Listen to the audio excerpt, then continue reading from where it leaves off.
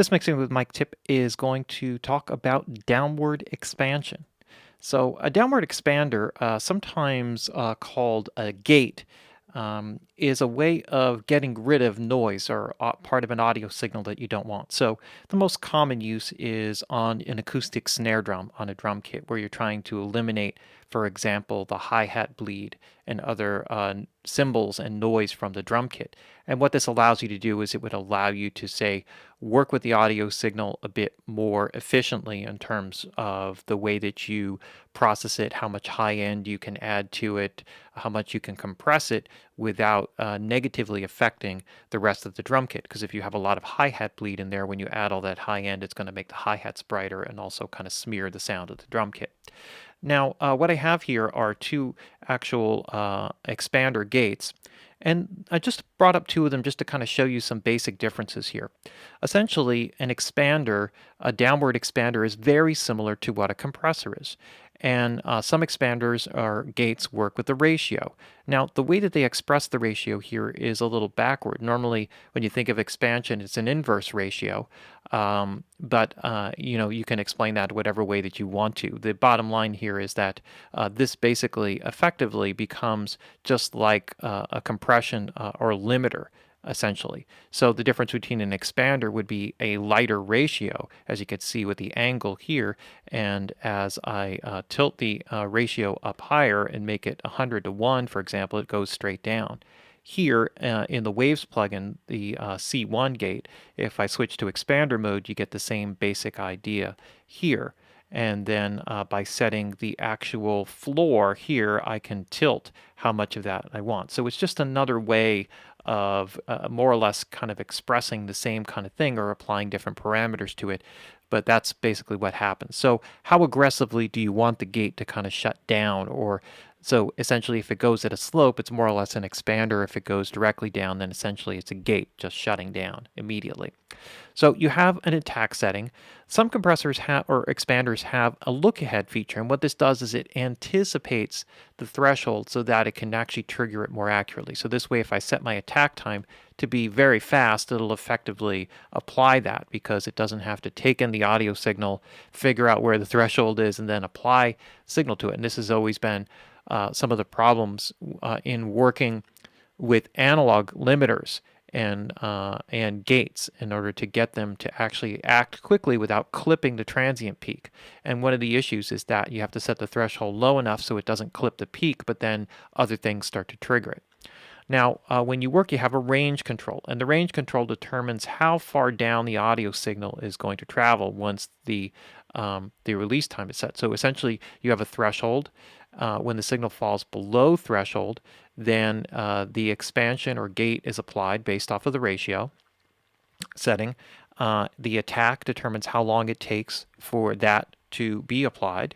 The hold circuit, which is kind of interesting, there's no hold circuit on compression, but the hold circuit basically keeps the signal that appears above threshold open for a certain amount of time. And this way, if you have, for example, a snare drum that has a certain tone, the transient peak may pop through, trigger the threshold, and once it's above there, the hold button will say, okay, we're going to keep the gate open regardless of whether the signal has fallen back below threshold for X amount of time. And this would allow you to preserve the natural tone of the drum and then have a release circuit, which is sort of the inverse of what happens here. So you kind of think of it as, when the threshold is exceeded, right, then the audio signal pops through, right? So it's actually opening up the gate, right?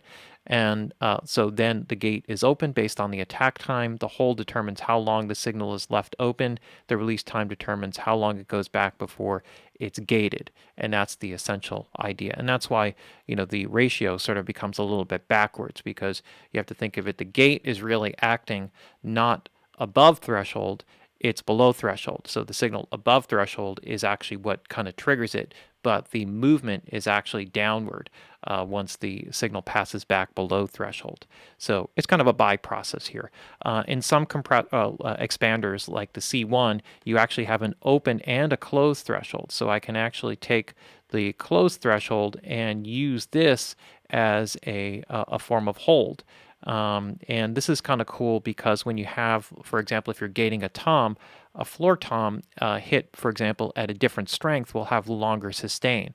So the longer the sustain of that floor tom, then the gate will shut when the signal falls below that. If it's hit softly, it'll shut down quicker. If it's hit more aggressively, then it will take longer for that tone to reach the lower threshold or the closed threshold and then go down. So you have two thresholds in this case, an open threshold and a closed threshold. Neve expresses this as a hysteresis, which is the difference between the open and the closed threshold. Similar idea. One is for opening, one is for closing. That's that, and essentially it makes it in many ways a more musical function, right? More musical in terms of the way that it works. In other words, it's more affected by the input signal that's going into it, other than just opening, like you have here. So to set this basic example, if we wanted a very fast attack, right, then we can have it set here. I can set my range, right, to do that. And now if I set my hold here, I can determine how long I want that to sustain. And so let me just set my release time to be very short. So now I'm determining how long I want that to hold out. Right, so you could hear there, and there's a couple of missed triggers, probably have to adjust the threshold. So I want that to close down just, and then I can smooth off the end here with the release.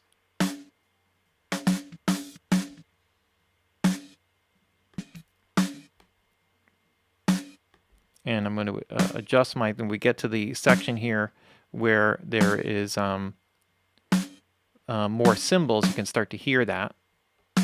And it also can create false triggers here. So the idea here is that I can kind of play with this hold function and the release time to kind of get like a smoother transition from, so that when the snare drum opens, that we get exactly what we want. Now, slowing down the attack time is going to start to clip the peak, or it can clip the peak. Now that's all in microseconds. All right, so as I go up to milliseconds here, you can hear how the attack of the snare drum disappears. And generally, you don't want that. This can have a little bit of a snipped kind of thing, whereas if I let it slow down in microseconds here, right, millions of seconds, then we're talking about, you know, sometimes you can smooth that out so that the snare drum doesn't sound like glitched or clipped. And then I can set the ratio if I want it to kind of be, you know, sort of like a way of working with, in a way with like the release time, right? The curve and the way that it goes downward. All right, and then we have to kind of play with that as you get to the different sections and getting it to open like that. Now, there's also a sidechain mode here that allows you to apply filtering. So for example, if the kick drum was opening it or some higher stuff here, we could actually apply filters to the high frequency and the low frequency. And when we do that, then what happens is that only the signals that fall within the particular range that we're looking at of frequencies is what feeds the threshold. So you're filtering the signal that feeds the threshold, but the audio signal is left unaffected by the equalization. And then there are ways to monitor it and apply it and all the other fun stuff. Okay, so there you have it. There's just a quick primer on downward expansion slash gating.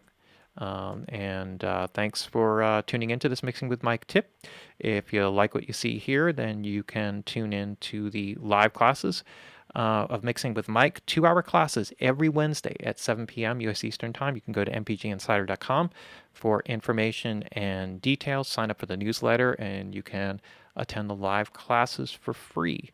And take a look at all the other fun stuff that's available there. If you sign up for the newsletter, you can create a free membership, which opens up about 100 videos on music production and engineering that you can tune into. Okay, thanks for tuning in to another Mixing with Mike tip.